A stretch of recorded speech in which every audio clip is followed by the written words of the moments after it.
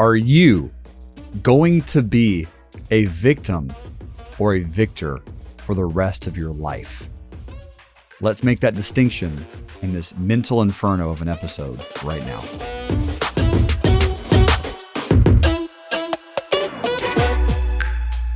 You mentioned a word, Britney, in the last episode that I want to talk a little bit about, anxiety. Yes. It's a popular term. I think a lot of people overuse it, but also people realize how heavy it is. Gut-wrenching anxiety. When, your body wants to shut down. The physical human existence, this consciousness that we're in, can't really figure out a way through it. Have you been in that situation before? Oh, yeah. Weekly.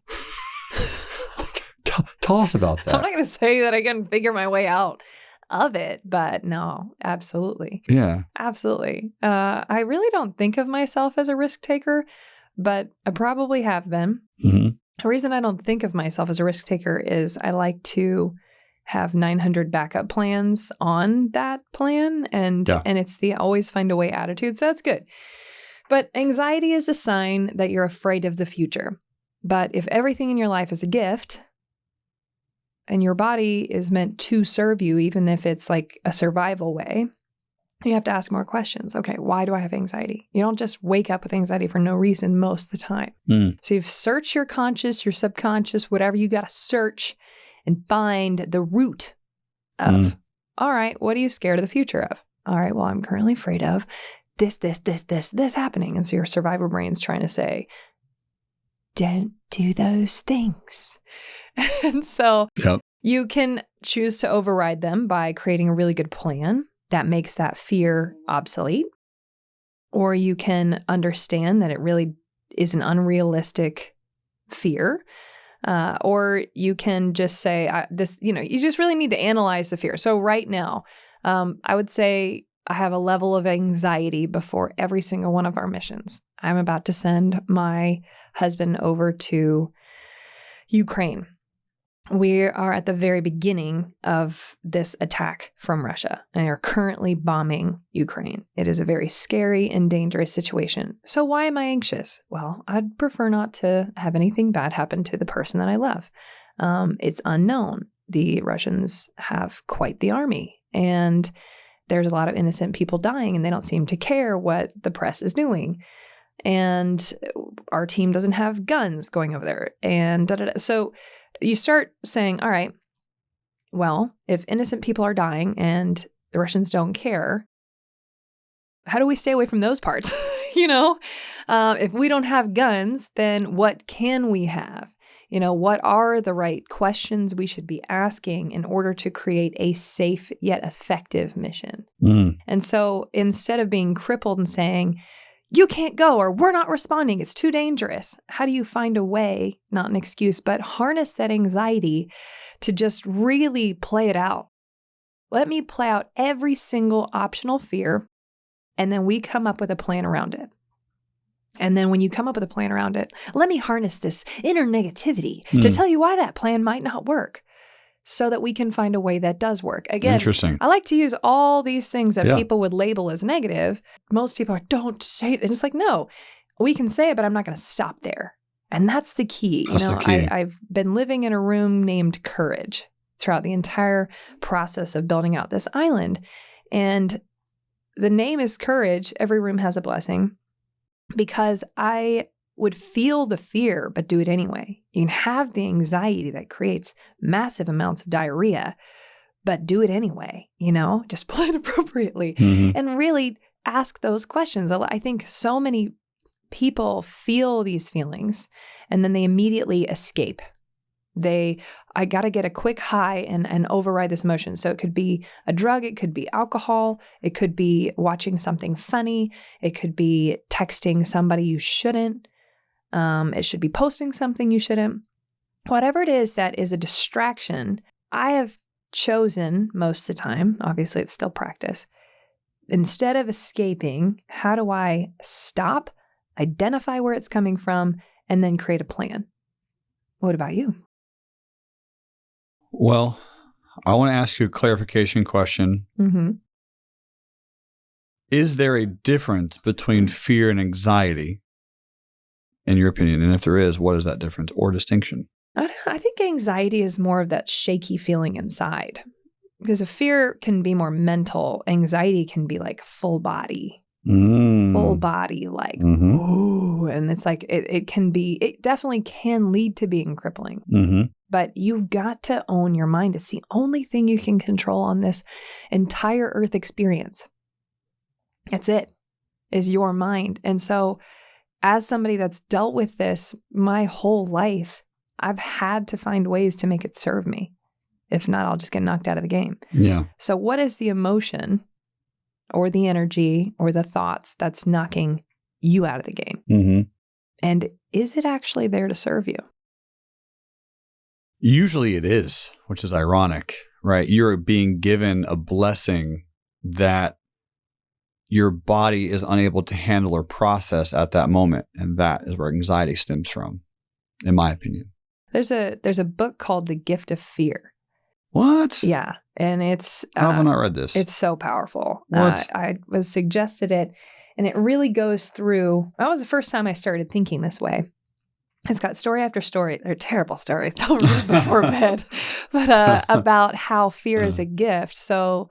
For example, there's a woman who was taking her groceries in and she had her hands full and the door was propped open behind her.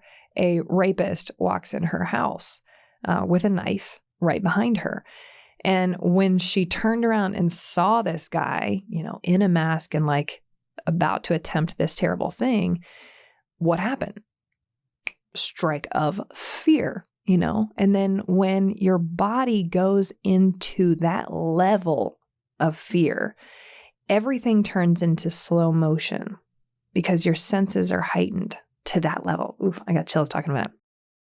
So because the world as she knew it went into slow motion, she literally was able to see something in a drawer, able to pull it out and get out of the house with a plan she had never thought through in her life. But because she was so in that survival mode enough to be able to make certain moves, she escaped with her life and she did not get raped. So there's, again, story after story of that. Wow. And that's when I started realizing, wow, all these emotions are a gift. All these feelings are a gift. What am I supposed to see? What question am I supposed to ask that had I not been given the gift of this striking, terrible feeling, I wouldn't have noticed? Wow.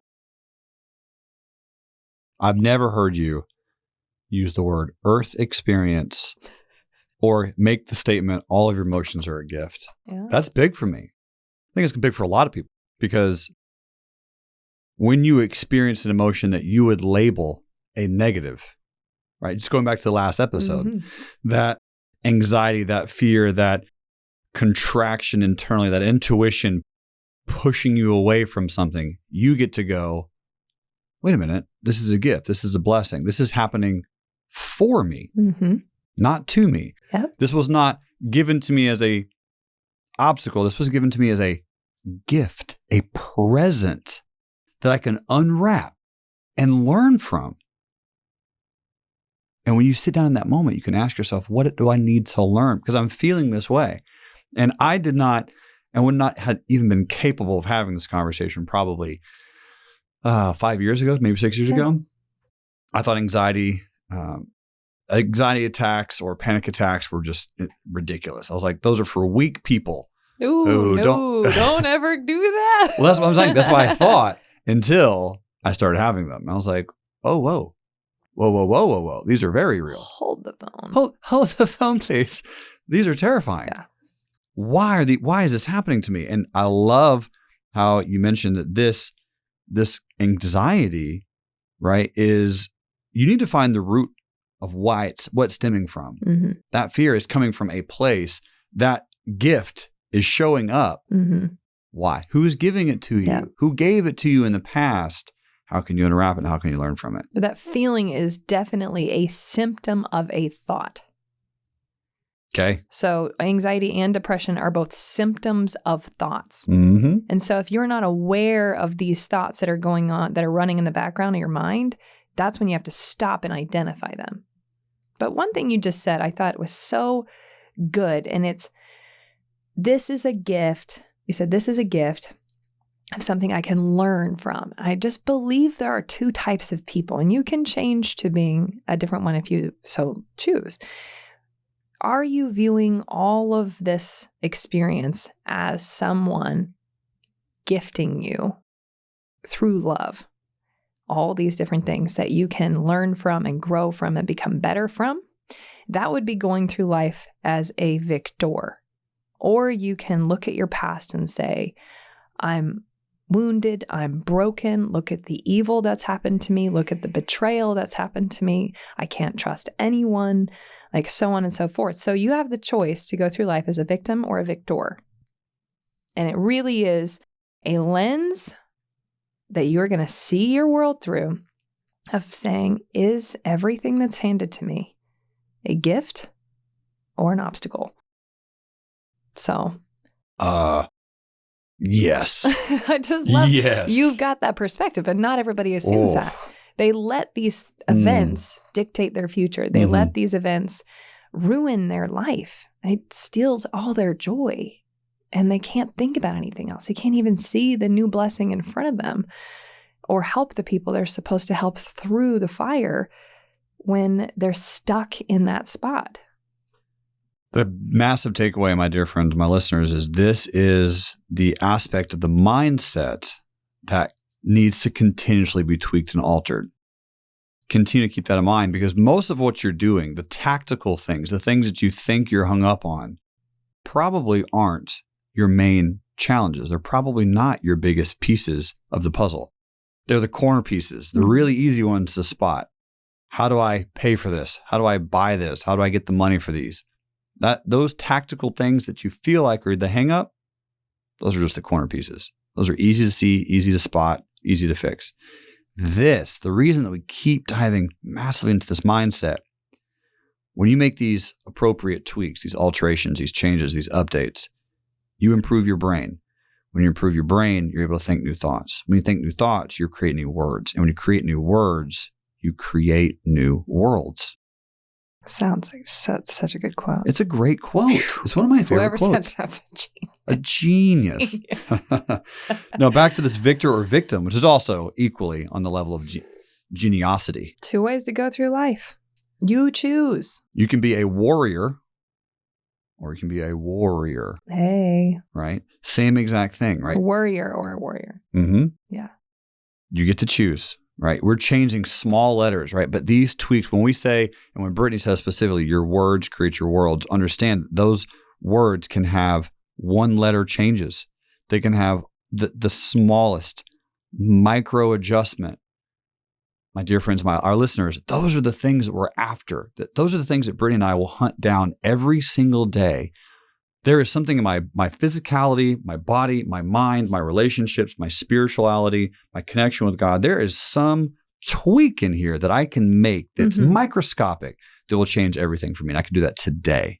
I think that's what's so fun, though. Both of us are approaching life as something we can be hacking, tweaking, testing, playing with, learning from. It's not like, this is it. The end all be all of blah, blah, blah, blah, blah. Like nothing is, we don't feel like we've figured it out. But we're not doing this podcast because we don't have it all figured out.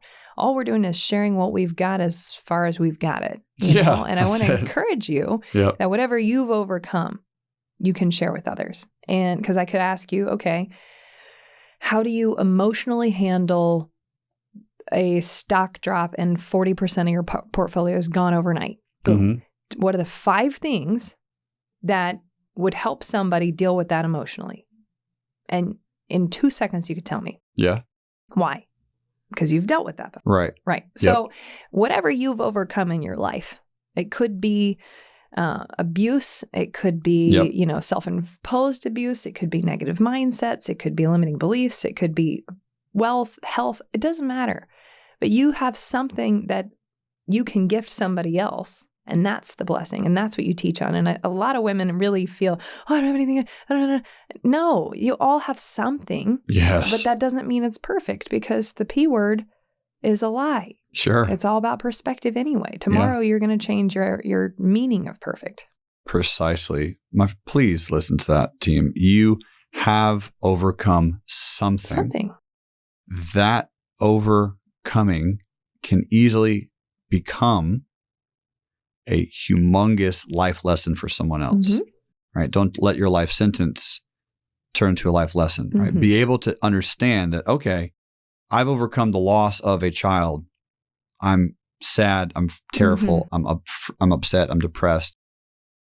Absolutely. You should feel all those things. Yeah. Take those feelings, which are all gifts. These are all emotional gifts, and find other parents who might have gone through the exact same thing and shift it for them. If your child has a debilitating physical disease, disorder, challenge, share that. Share your tips. Share how you have overcome those challenges. Be around other parents that might not know any answer, and be there for them. Because when you do that, when you're sharing that gift, when you're sharing that message, that's what life is about. Yeah. You start finding your purpose. You start creating it that way. Right. And that's everything you learn, you can help make it faster for somebody else. Because now it's like if you had to rebuild everything that's taken you 33 years to build, Newsom, you lost it all. How long would it take you to rebuild? Months. That's impressive. Take me like 2 years, maybe 2 years, but 2 years versus 33 years. Yeah. And so same thing with pain. Yeah. You help people get through the fire faster. There's that great quote. It's if you're going through the fire, don't just stop. Keep going. And so what do you know now? Going through a divorce and dealing with that heartbreak and all the weird thoughts and the miscommunicate. Like I can now help people like understand who they are, whose they are, instead of listening to the voices of poison because somebody says they love you. How do you actually know and be able to identify the kinds of things that love would really say to you? And God is love. What are the kinds of things that God would say to you so you can rebuild your mind with truth and not get lost in the confusion of poison? So there's things, but if you keep these things locked up inside you, that's what they mean by saying your pain is your purpose. Well, your pain can become your purpose, and it's not your only purpose, but it can be a part of your purpose, which is being a blessing to others. Mic drop.